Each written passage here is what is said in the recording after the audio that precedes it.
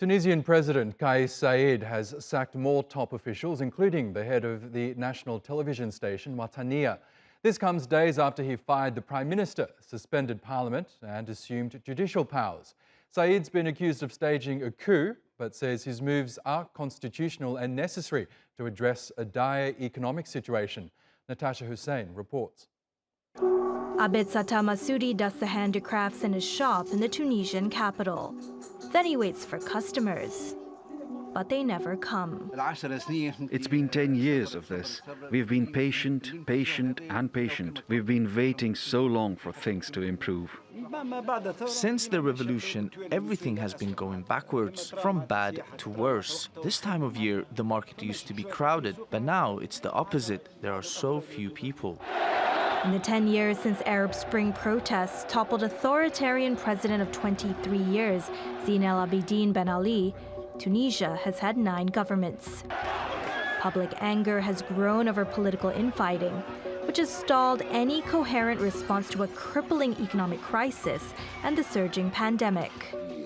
President Kais Saied has defended his recent decision to dismiss the Prime Minister and suspend Parliament.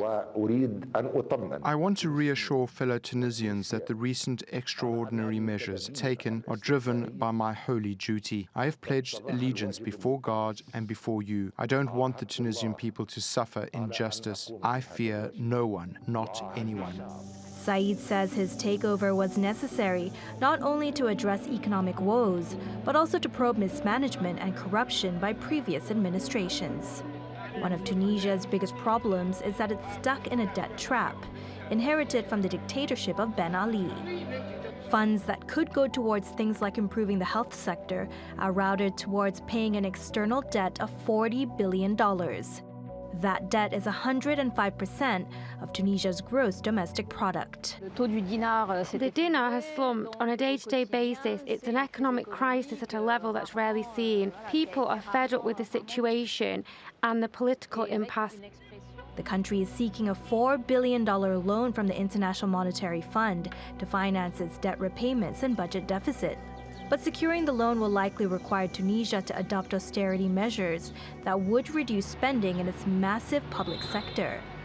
While it could help pull it from the brink of complete economic collapse, the country's neediest households would be hit hard amid subsidy cuts for basic necessities. Natasha Hussain, TRT World.